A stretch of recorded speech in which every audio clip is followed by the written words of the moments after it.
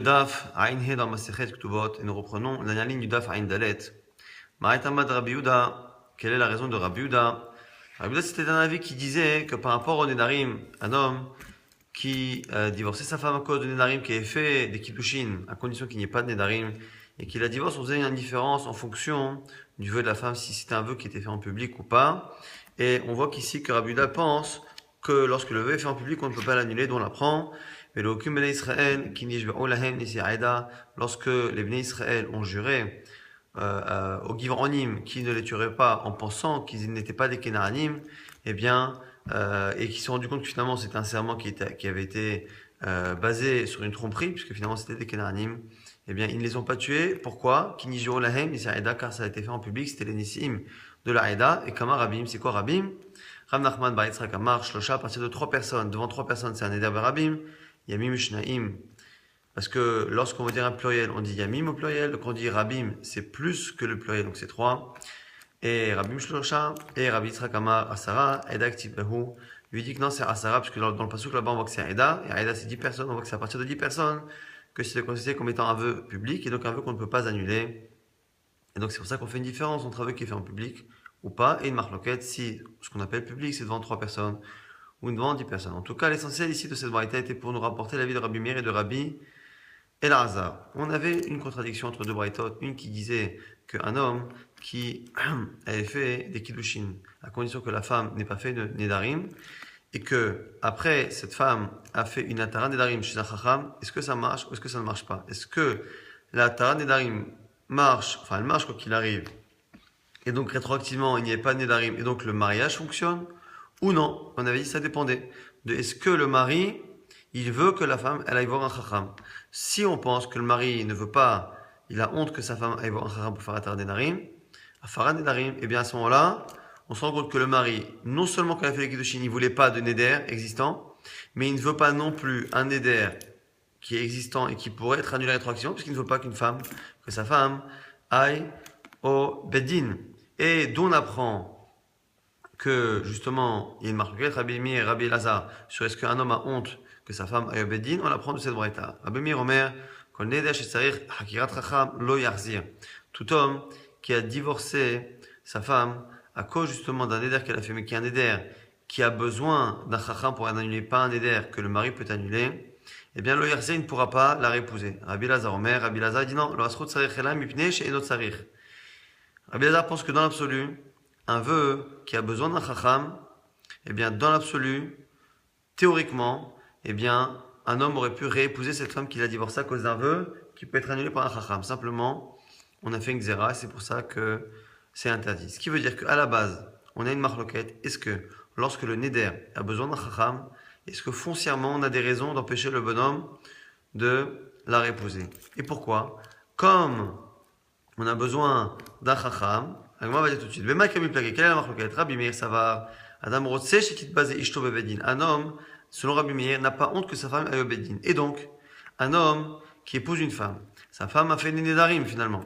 Et qu'est-ce qu'il fait donc? Ce neder, comme il a besoin d'un chacham, et que lui, ça ne le dérange pas qu'elle aille le voir, s'il divorce avant qu'il annule le neder, eh bien, on ne veut pas qu'après le divorce, il puisse mettre en doute le divorce et dire, oh là là, je ne savais pas qu'on pouvait annuler chez un chacham, et moi, ça ne me dérange pas qu'on puisse aller chez un chacham, et donc du coup, le get n'est pas valable, donc cette femme est encore mariée. Donc à cause de ça, on a préféré verrouiller et dire, le yarzir, il ne pourra pas la épouser. Rabbi Lazar, lui pense quoi? Rabbi Lazar, ça va, en adam rotse shikit bazé ishto bevedin. Un homme ne veut pas qu'une femme aille faire au bedin pour annuler. Ce qui veut dire que, selon Rabbi Lazar, quel que soit le neder, que ce soit un neder qui a besoin d'un chacham ou pas besoin d'un chacham, quoi qu'il arrive, le cas où le neder a besoin d'un chacham, Davka le bonhomme ne pourra jamais regretter de ne pas avoir demandé au chacham. Pourquoi? Parce que c'est un type qui a honte que sa femme aille voir le chacham. Donc de là on voit, de cette braïta qu'on a le marquette Rabbi Meir et Rabbi Lazar, est-ce qu'un homme accepte ou n'accepte pas que sa femme aille voir un rav au beddin pour annuler son neder? Et de là une marloquette, est-ce que lorsqu'un homme a fait des kiddushin, à condition qu'il n'y ait pas de neder, est-ce que lorsque la femme après coup annule les nedarim qu'elle avait, est-ce que ça marche ou pas? Et ça dépend encore une fois de Rabbi Meir et Rabbi Lazar. Est-ce qu'un homme souhaite ou pas que sa femme aille voir un chacham? Ça, c'est la première possibilité pour justifier la contradiction entre les deux braïtot. Une qui dit que lorsque la femme qui a été épousée à condition qu'elle n'ait pas de vœu, qui fait une annulation de son vœu, est-ce qu'elle est Mekudeshet ou pas? C'était une contradiction dans les Braithot. Ici, on donne une autre réponse. Rava Amar, Acha Bisha Chashuva Askinan, De Amar, Loni Chali De Itza Bikroboteha. Rava dit, ça dépend de quel cas on parle. Quand est-ce qu'on dit qu'il n'y a pas de Kiddushin? C'est dans le cas où le mari a épousé une femme qui vient d'une famille qui est importante et qui, à la limite, il veut pouvoir éventuellement épouser la sœur ou quelqu'un de proche de la famille. Et donc, du coup, il préfère cette personne-là. S'il y a des nédarim, il préfère directement que le kiddushin soit annulé pour épouser quelqu'un. Iachi, l'agman nous dit, Seifa de katane aval hu shalach etzel chacham veitiro. C'est le refait chez Veri Peoto, Mekudeshet. Litnina Mekudeshet velimacha, Adam chashuv askinan. D'Amraloni Khalid Itza Bikrive. L'agma dit merci, c'est ça. Si on parle d'un cas où le mari, en fait, veut éventuellement se laisser la possibilité de réépouser quelqu'un de la famille. Pourquoi dans la fin de la Braïta, où on a dit, dans cette Braïta qu'on n'a pas encore rapporté cette partie de la Braïta, mais l'agma maintenant nous la rapporte. Dans le cas où c'est lui qui a fait des kiddushin en disant, à condition que moi je n'ai pas de vœu. Donc il a émis une condition qu'il y a à lui. À condition que je n'ai pas fait de vœu par le passé. Et il se trouve que effectivement il y avait des vœux. Donc maintenant il va avoir un chacham pour l'annuler. Comme il annule rétroactivement, il y a une possibilité ici que le mariage fonctionne. Et là, on vient de dire, inachinami, ça fonctionne. Donc, pourquoi? Pourquoi si tu dis qu'on est dans des cas où la famille est importante et que l'autre personne peut vouloir éventuellement être libre de réépouser le frère ou la sœur, pourquoi on ne dit pas ici que c'est un homme d'une famille prestigieuse et que la femme ne veut pas finalement que les kiddushin marchent pour pouvoir épouser le frère? La Gemara nous dit non, parce que un homme et une femme n'ont pas la même pada.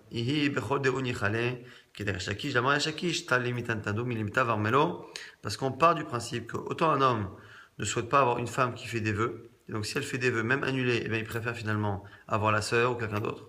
Alors qu'une femme, même si elle a un mari qui fait des nédarim, et qu'à la base c'était conditionné qu'il n'en ait pas fait, la femme est moins difficile, et s'il a fait un néder, mais qu'il a annulé, elle est moins difficile, elle ne veut pas annuler les kiddushin pour épouser quelqu'un d'autre, parce que la femme, dans l'absolu, est moins difficile, comme nous dirait Shakish, que la femme, il y a un adage à propos des femmes qui dit qu'elle pense, au pluriel, table et mitan tadou, mieux vaut être à deux, mais il est évidemment que être seule, que être comme une veuve, et donc on voit que la femme, essentiellement pour ne pas être seule, peut accepter chez son mari des défauts qu'en général les hommes n'acceptent pas. Abaye, Amar, et là-dessus, on donne des exemples. Les Shom Shemana, Gavra, Korsei, Becharata, Ramela. La Gemara nous dit au nom de Abaye que même une femme qui a un mari qui est physiquement différent, très petit, un nain par exemple, eh bien, elle est capable de s'asseoir au milieu des autres femmes et de ne pas avoir honte et d'avoir l'impression d'avoir le même mari que les autres. Rav Papa Amar, de la passe à Gavra, Tikreye, Bessifé Baba, Veteti. Là, le Rav Papa nous dit que même une femme qui a un mari dont le métier n'est pas très prestigieux, donc à l'époque c'était ceux qui peignaient le lin, donc c'était un métier qui était assez dégradant, et bien même celle-là, elle n'aura pas honte de se promener avec son mari et de l'appeler en public, elle n'aura pas honte de se montrer avec lui. Donc on voit que les femmes ont moins honte de leur mari que les hommes de leur femme. Ravashama, et Kalasa Gavra, Lobae, Tlaphe Ligdera. Ravashi nous dit non seulement ça, mais même une femme qui a un mari dont la famille est non seulement pas prestigieuse, mais qui aurait éventuellement un psoul, il y aurait une ascendance un peu problématique, et même elle continuera de le respecter et de ne pas se comporter avec lui à la maison comme quelqu'un de méprisable. Et là-dessus, on nous dit Vetana, Vechulan, Bezanot, Betelot, Bebalen. Mais au final, toutes ces femmes-là qui au départ se sont mariées avec des hommes qui ne leur sont pas adaptés, soit parce que physiquement il y a une différence de beauté, soit au niveau du statut social, soit au niveau de la pureté de l'ascendance, et bien Koulan, on dit que ces femmes-là finissent malheureusement, souvent, par tromper leur mari, et de rester avec ces maris-là pour justement continuer de faire croire que les enfants qu'elles ont de leur relation interdite proviennent de leur mari, donc essayer de masquer leur adultère.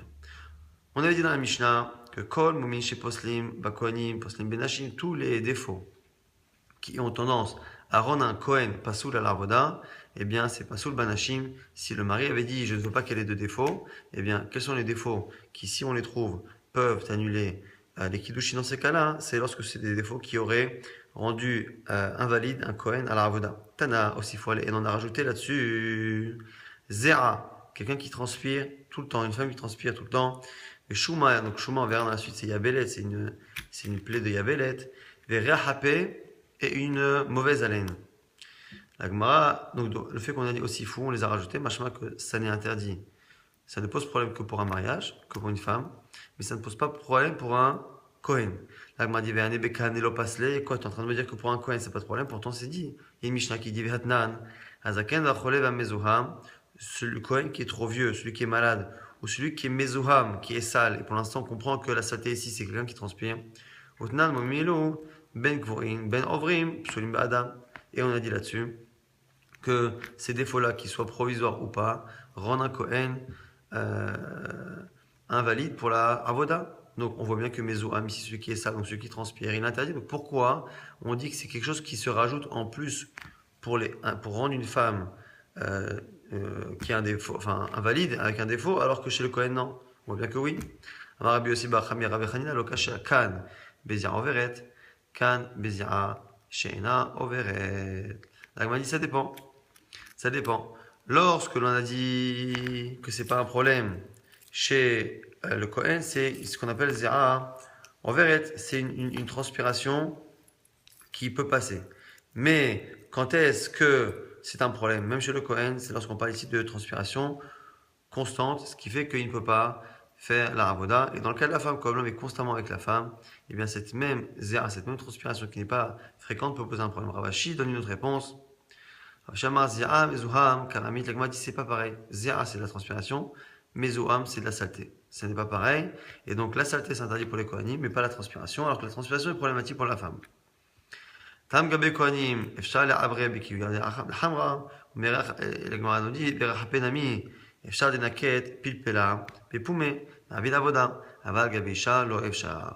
Donc en fait, ce qu'on nous dit ici, c'est que autant la mauvaise haleine ou ici la transpiration, c'est quelque chose que le Kohen, avant de faire la avoda, il peut enlever sa transpiration, se laver, il peut mettre quelque chose dans sa bouche pour avoir une bonne haleine, et au moment de la avoda, il n'a pas de problème. Alors que la femme, étant constamment, ou éventuellement constamment avec son mari, elle ne peut pas finalement enlever ces défauts-là qui sont inhérents à elle, et à ce moment-là, c'est un problème si le mari a demandé à ce qu'elle n'ait pas de défaut. De quel chouma on avait dit c'est une yabelet, c'est une plaie de lèpre. Il m'a dit de quel cas parle-t-on? Si tu dis qu'il y a si tu dis qu'il y a un poil dedans, à ce moment-là c'est pas soul à la fois pour les kohanim à la fois pour la femme. Or ici on a dit que ça rend pas soul la femme, ça rend pas soul les kohanim. S'il n'y a pas de poil dedans, alors ça va dépendre. Si c'est une grande plaie, eh bien ce sera aussi interdit pour les kohanim ou pour la femme. Ishuma Aktana, et si elle est petite et qu'elle n'a pas de poil, le passage dans les deux cas c'est mouta. Donc la Gemara ne comprend pas comment c'est possible de trouver un cas de Yabelet qui rend pas soul la femme par rapport à un défaut et pas le Kohen, puisque finalement dans tous les cas, c'est soit les deux c'est bon, soit dans les deux cas c'est pas bon. Tanya, on apprend dans une braïta, Shuma Sheshba Se'a. Une Shuma pour les Kohanim, une plaie sur laquelle il y a un poil, un Rezemoum, c'est un défaut. En Baser, s'il n'y a pas de poil, Gdola Rezemoum, mais qu'elle est grande, c'est un défaut, mais si elle est petite sans poil, Ktana Enzemoum. Les Gdola, Piresh Ramachima Megamliel, Ad Kisa Italki, c'est quoi grand? C'est à partir de la taille de la pièce de monnaie qu'on appelle Issar et Italki, le Issar italien. Amar, Rabbi Yossi va Rabbi Chanina, Be'omedet al Padahta, Nagma, donc reste Bekouché, comment se fait-il que, puisqu'on voit qu'à chaque fois les défauts sont problématiques à la fois pour les femmes, à la fois pour les Kohanim, pourquoi on a ici une différence? Voilà, on veut dire que c'est la Shuma n'invalide que la femme et pas le Kohen. La Gemara en fait c'est une petite plaie, sans poil. Donc pour un Kohen ça ne pose pas de problème. Simplement elle est dans un endroit qui est visible. Chez la femme elle est sur son front, elle est sur son visage. Et du coup, ici, ça n'est pas un moum objectif, mais le fait que ce soit un endroit visible, ça aggrave la gêne que le mari peut avoir. La Gemara dit mais pas d'ahata, raveni pas Yesu, mais la Gemara dit mais si c'est sur le front, il l'a vu. Et s'il l'a vu et qu'il l'a épousée, ça veut dire que ça ne le dérange pas. Mar papa, pour m'aider la tachat qui passe chez le rocha, vezimni dimitrazia, vezimni de l'omitrazia. La Gemara dit en fait c'est une plaie qui est au niveau, on va dire, du début du cuir chevelu. Donc un endroit qui est souvent caché par le kissouille, mais qui parfois peut être découvert lorsque le kissouille glisse, ce qui veut dire que c'est à la fois un défaut qui est caché de telle sorte à ce qu'au moment du mariage, il ne l'ait pas vu, mais qui peut être dévoilé en public. Et comme il peut être dévoilé au public, eh bien du coup, même s'il n'a pas la taille pour être un défaut, ni le poil pour être un défaut, ici le fait que ce soit un endroit qui peut être éventuellement parfois visible de l'extérieur, eh bien ça rend le moum plus grave. Et c'est pour la raison pour laquelle, dans le cas de la femme, ça fait partie des moumim qui annulent les kiddushin si le mari avait précisé qu'il ne voulait pas que la femme ait le moindre défaut. Amara Frizda, Haimita Migavra, Rabash Mi'ali, Umanu Rav Shila, nous dit Rav Frizda qu'il a entendu de quelqu'un très chachou, très important, qui est Rav Shila, il a entendu que Nashra Kelev et Nasam Komot Saleket, Rezemum, une femme qui s'est fait mordre par un chien et qui a après une cicatrice, eh bien ça fait partie d'un défaut suffisant, qui si le mari a précisé qu'il ne voulait pas de défaut, eh bien on peut annuler le mariage pour cela. Amara Frizda, Kolave Isha Rezemum, une voix grave, une voix masculine chez une femme, c'est aussi un défaut chez les mâles, c'est marqué dans Pirkei Avot, qui kolech arev ou marech nave. On dit que la femme qui kolech arev, ta voix est belle et agréable et douce, donc c'est une voix de femme, et non pas une voix rave, une voix grave, qui est un défaut chez une femme. Taner Rabbi Natan Bira'a, ben dade isha tefah. Parmi les défauts encore d'une femme, une femme qui aurait sa poitrine, les deux seins de la poitrine qui seraient trop écartés d'un tefar, donc d'à peu près 10 cm. Ça va ravacha, bere de rava, kame de ravashi de memar, tefar le ma'aluta. Il y a un rave dans la Gemara qui a pensé dire qu'au contraire, à un certain écart, ça peut être quelque chose de bien, de joli. Amale ravashi, gabe momin tanya, mais qu'est-ce que tu racontes? Il y a une braïta qui dit que c'est un défaut. Il m'a dit, vekama amarabaye, shosha esbarot. En fait, c'est à partir de 3 esbarot. C'est-à-dire que l'écart de 3, l'équivalent de 3 doigts, à peu près un tiers, 3/5 des 10 cm. Donc on a dit c'est à peu près 6 cm à peu près. On va dire 6 cm. 6 cm c'est bien, 10 cm c'est un défaut, c'est pas joli, jusqu'à 6 cm c'est bien. Tanya, Rabbi Natan Omer, Kolisha Shelade Agassin, Shel Chaverotea Rezemu. Toujours à propos d'une poitrine qui pourrait être considérée comme étant défaillante, entre guillemets, une poitrine dont les seins seraient trop grands, pas gros, mais en tout cas longs, plus que ses copines, plus que les femmes en général, c'est un problème. Il m'a dit, Kama, c'est combien plus?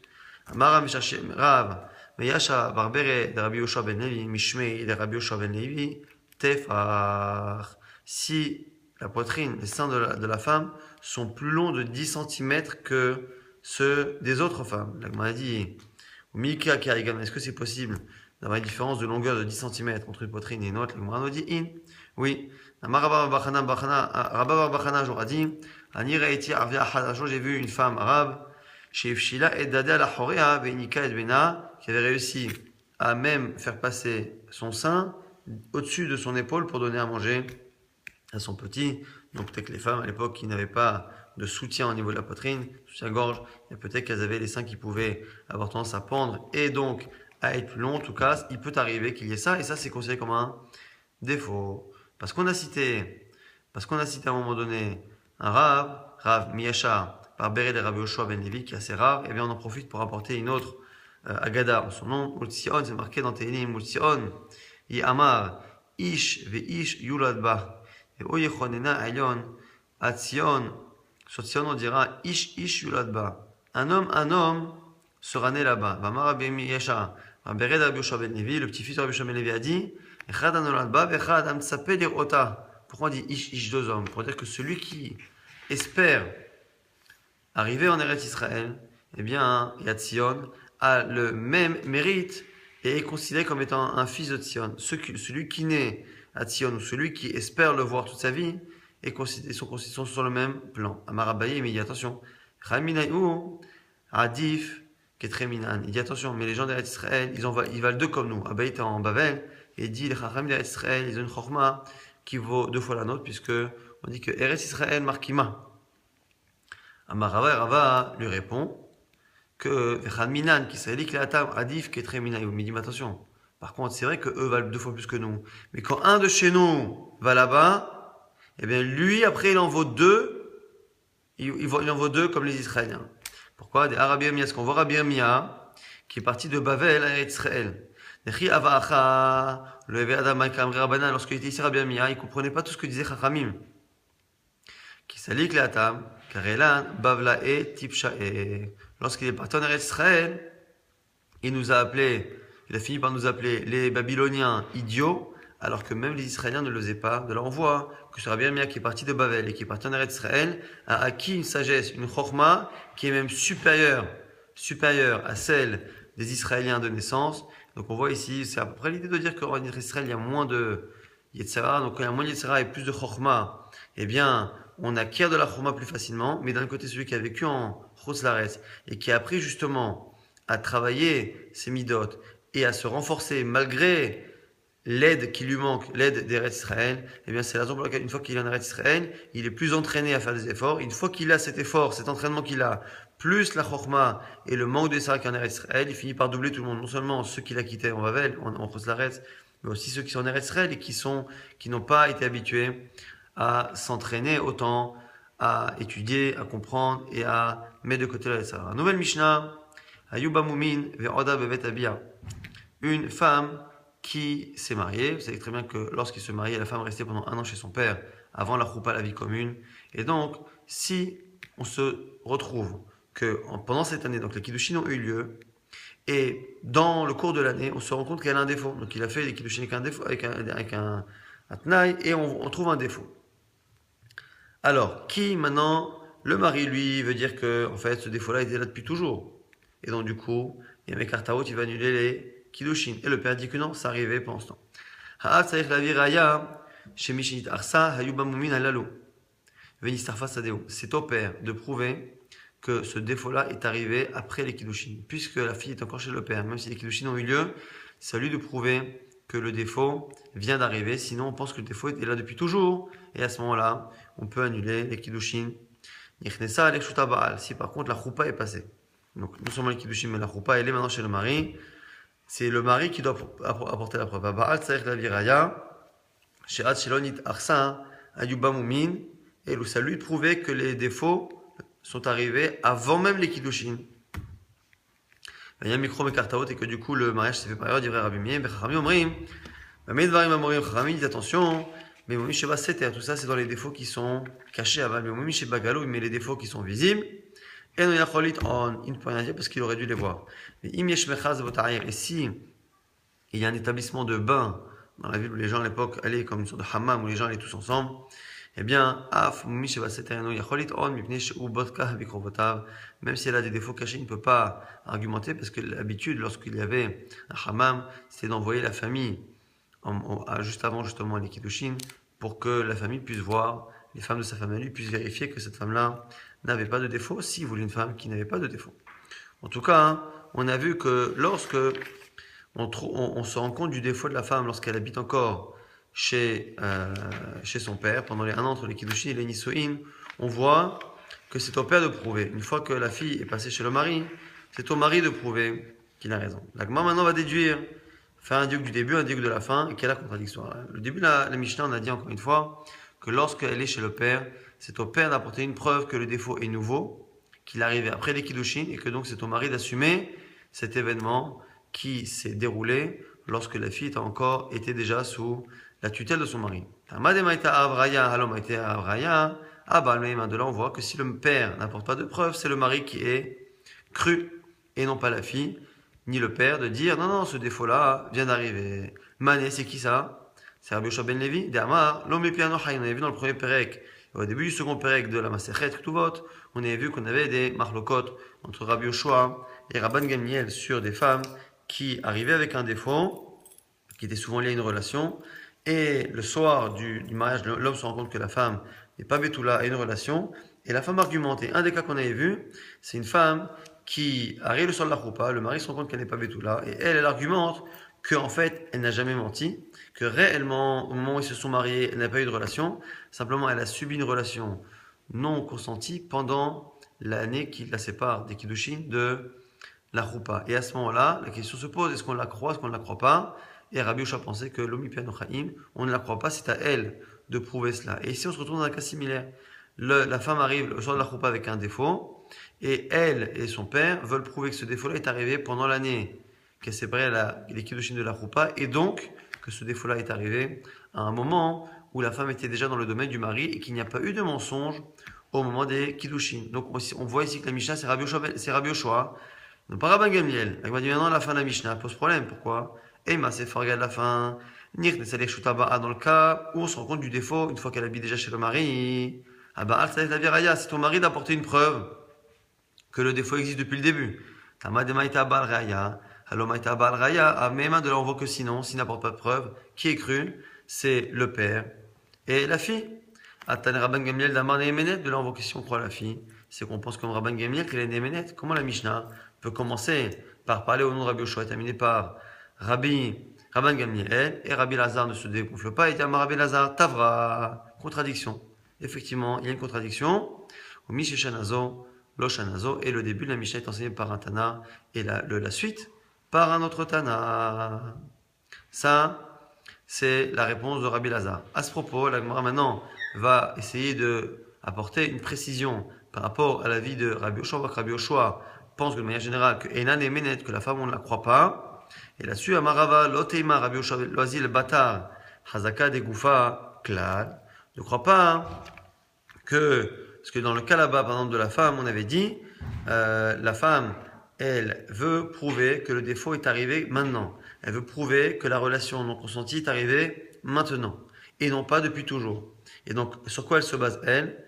Elle se base sur le principe de Chazaka, Cheskatagouf. C'est-à-dire que puisque, à la base, une femme, elle n'a pas forcément de défaut, puisqu'à la base, une femme est forcément Betula à un moment donné, elle veut dire que dans le doute, puisqu'on n'a pas de preuve qu'au moment des Kiddushin, elle était Betula ou elle était sans défaut, eh bien la Cheskatagouf, la Chazaka, le fait de garder la présomption de la situation antérieure, voudrait qu'on dit que puisque depuis qu'elle est jeune, elle a toujours été comme ça, jusqu'à preuve du contraire, et jusqu'à preuve qu'à un moment donné elle a un défaut, jusqu'à un instant avant, on dira qu'elle ne l'a pas. Et puisque le défaut a été vu après les Kiddushin, eh bien on n'a pas le droit de dire qu'avant les Kiddushin elle l'avait déjà.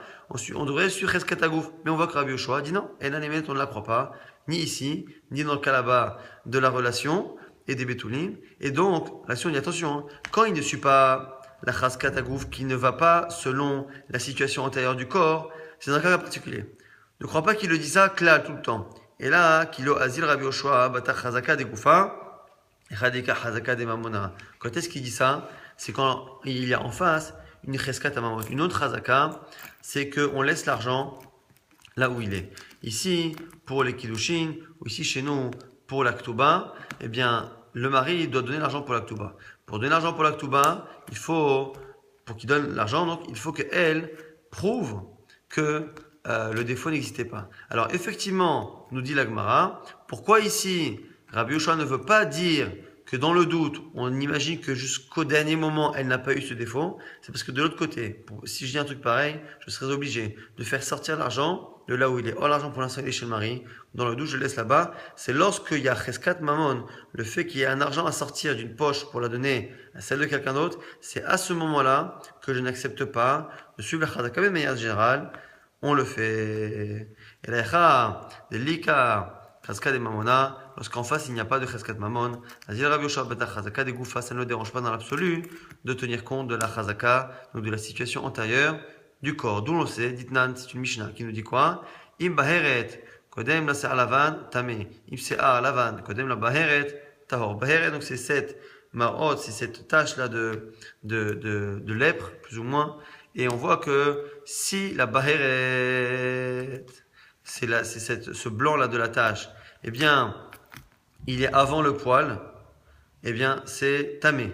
Si le poil est avant la tache blanche, c'est tahor, la tache elle est bonne. Ça fait qu'on ne sait pas.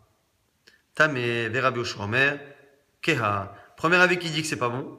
Rabbi Yoshua dit que c'est keha. Maï keha, amaraba, keha tahor, c'est tahor. C'est-à-dire que Rabbi Yoshua il pense que on est d'accord, que lorsque le poil est avant, c'est bon. Lorsque le poil est après, c'est pas bon. Quand on a un doute, eh bien dans le doute on dit que c'est bon. Pourquoi? Sûrement que Rabbi Yoshua il pense qu'on se base sur la situation antérieure. Cet homme-là, avant il était pur. Et maintenant il y a une nouvelle situation qu'on ne connaît pas exactement. Et donc on ne sait pas statuer si elle est bonne ou pas bonne, eh bien dans le doute, on dira que c'est bon de l'envoi que Rabbi Yoshua ben Levi, il tient aussi compte de la situation antérieure du corps, lorsque en face, ça ne nous oblige pas à sortir l'argent de la poche de quelqu'un, ce qu'on appelle Cheskat Mamon. Rava Amar, Reisha kan nimtseu kanayu, Seifanami kan nimtseu kanayu. On avait donné une première réponse. Pourquoi au début de la Mishnah, on a l'air de ne pas croire la femme, donc ça a l'air d'être comme Rabbi Yoshua. À la fin, on croit la femme, ça a l'air d'être comme Rabban Gamliel. Première réponse de la Gemara au nom de Rabbi Elazar. Le début de la Mishnah et la suite ne sont pas enseignés au nom du même Tana. Rava n'aime pas trop cette réponse, Kanir et il préfère donner autre chose. Et Rava nous dit non. En fait, même si les Kiddushin sont déjà passés, à partir du moment où la fille est chez le père, eh bien, on part du principe que si elle est encore chez le père et qu'on voit un défaut, ce défaut-là est venu chez le père depuis toujours. Et si elle est déjà passée dans le domaine du mari, on imaginera que c'est dans le domaine du mari, en sachant qu'ici on fait une sorte de rapport entre l'endroit physique où elle vit et la tutelle de la femme. C'est-à-dire que même si elle est déjà mariée, tant qu'elle habite encore chez son père, parce qu'elle est encore chez son père au moment où on trouve le défaut, on imagine que le défaut est arrivé lorsqu'elle était encore sous la tutelle de son père avant les Kiddushin. Une fois qu'elle habite dans la maison du mari, on imagine que c'est arrivé lorsqu'elle était sous la tutelle du mari. Et là, son object, elle dit quoi? Donc toi, tu penses que finalement, dès que l'on sait que ça s'est passé quand elle habite chez le père, après les Kiddushin, ça veut dire qu'en fait, ça s'est passé bien avant. Et tu vas bien objet, ni nesalech shutaba, la balle salech la viraya. Shat shelo titares, hayu bamumin, elu. Le micro-mécarton, on a dit que lorsque le mari n'est pas cru, d'office, il faut qu'il apporte une preuve que le défaut est arrivé quand? Il est arrivé avant les Kiddushin. Or, selon toi, Rava,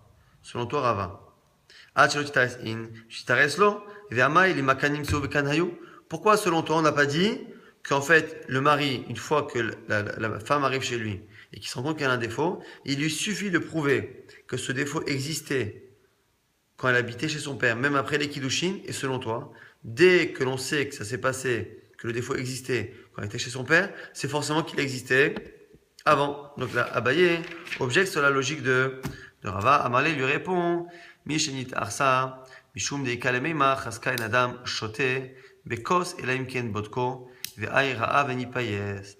La Gemara dit non. Pourquoi? Parce que dans le cas où on a un défaut qui a été trouvé au moment justement où elle était chez le père, on imagine que c'est peut-être un cas où le mari avait vu le défaut et avait justement n'y avait pas porté attention et donc du coup c'est qu'il l'a épousé en connaissance de cause. La Gemara dit mais Iachi, Nami. La Gemara dit si c'est ça, pareil, même s'il prouve qu'elle avait un défaut au tout début, tu as qu'à aussi dire que le mari était au courant. Et s'il était au courant, il a accepté. Donc s'il a accepté, ça sert à quoi que le mari prouve que le défaut existait pendant les 1 an ou avant même les Kiddushin, puisque finalement selon toi, tu es en train de me dire qu'on peut toujours imaginer que le mari a accepté. Et la Amrinan, Chazaka en Adam Mefayes Bimumin, Achanami, Chazaka en Adam Mefayes Bimumin. Donc tu es obligé de dire quoi? Qu'on part du principe que c'est pas possible. Un homme, de manière générale, lorsqu'il voit un défaut chez la femme, il ne l'accepte pas. Et donc du coup, la question reste entière.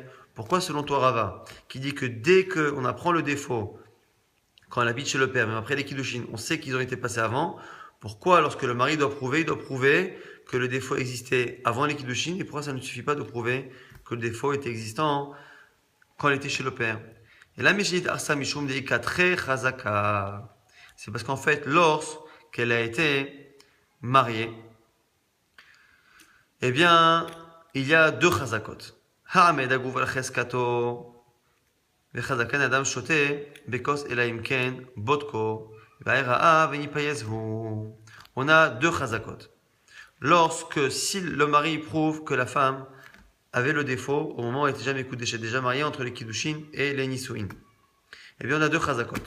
Première chazaka, on a un principe que comme on est maintenant après les Kiddushin, on ne peut pas prouver que ce défaut-là existait depuis toujours. On a un principe on dit que jusqu'à la dernière minute, le corps était comme il était dans la situation précédente. Et donc du coup, on ne peut pas avancer le moment où il y a ce défaut-là. Tant qu'on n'a pas de connaissance, on dira qu'elle était sans défaut. Deuxième chazaka, c'est qu'on a un principe que de manière générale, si c'était avant le défaut, eh bien, on ne peut pas dire que le mari, il aurait pardonné. Non, on a un info Mechila qui dit qu'un homme, en général, il vérifie. Et donc, comme il vérifie, a priori, ça veut dire qu'il n'y avait pas. Et là-dessus, Maya Amat, Chadakan Adam, Mefayed Bimomin, avait Chadavim Kom Tarte, et Chadavim Kom Tarte, lo Amrinan. Et de l'autre côté, on a une Chazaka, qu'un homme n'accepte pas les défauts. Donc, on a ici deux Chazaka contre une. Donc, c'est la raison pour laquelle on a plutôt tendance à dire que ça ne marche pas. Si le mari prouve que la femme avait un défaut au moment où elle était Mekoudéchet, mais qui était chez le père, on a deux chazakot, l'une contre l'autre, qui s'annulent. La chazaka qu'un homme en général vérifie, mais d'un autre côté, une chazaka qu'un homme, quand il voit un défaut, eh bien, il ne l'accepte pas. Donc on a deux chazakot qui se neutralisent.